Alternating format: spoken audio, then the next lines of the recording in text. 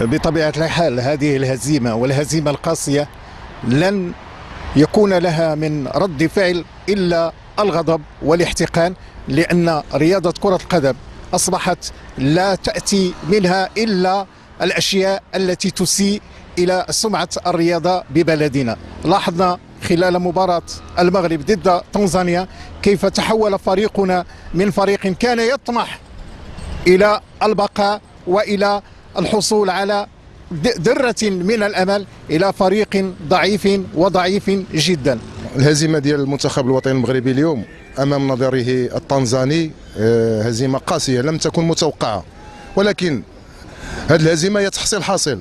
فالعشوائية في تسيير المنتخب الوطني، يعني فمجموعة ديال الفترات كنعيشوا على نفس هذه النتائج، يعني كتمر واحد المده ديال سنه ونصف الا وكنلقاو نفس هذا الفشل. فكنتمنى ان تكون عندنا واحد الرؤيه مستقبليه ديال تقريبا ديال 6 سنوات، لما لا حتى سنه 2020. ونتفق مع السيد محمد أوزين وزير الشباب والرياضه خلال لقاء اخر في وكاله المغرب العربي للانباء مع مجموعه من الصحفيين، فيمكن لنا من دابا 2020 مثلا الى استعدينا مزيان ونهزمنا شي هزيمه بحال هذا الشكل عاد نبكيو. ما هذه الهزيمه ديال كانت يعني الهزيمه ديال كتمر سنه كنجيبوا مدرب اخر، كتمر سنه ونصف كنجيبوا مدرب اخر.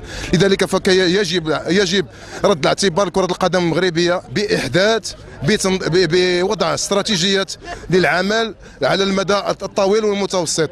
الهزيمه ديال اليوم المحترفين بانت طرحه خصهم يجوا خرجها وبالهندا وجميع اللعابه. المنتخب ما عندناش، هو ان المنتخب اليوم بدون المستوى، والمشجعين راه ما كيعطونا حتى شي حاجه. حنا ما عندناش باش نمشوا. فين هما المشجعين اللي كيعطينا وجهنا؟ علاش ما يدوناش؟ حيت حنا ما عندناش. مني عندنا مشينا ومني ما عندناش ما داوناش، بينما كاينه لا رايه لا والو. وبالفعل حنا تاثرنا بهذه الهزيمه لانها تقضي على الامل ديالنا في كاس العالم، لان حنا متسوقين نشوفوا المغرب من 98 ما داز المونديال. وحاجه اخرى اللي غنقولوا ان هاد الشبان خصنا نعطيهم فرصه، نمنحوهم السي الطوسي. ما عرفناش الخلل فين كاين، واش الخلل في الجامعه ولا الخلل تم تبديل المدرب، تم تبديل حوالي 70 لاعب في مده ديال 4 سنين، وهذه 15 عام المنتخب المغربي لم يصل الى تصفيات كاس العالم. فصراحه ما عرفناش الخلل فين كاين، ونتمناو ان يكون واحد اعاده النظر في الجامعه، لان صراحه سبب في هذا فقدان الثقه في المنتخب المغربي كيرجع للجامعه.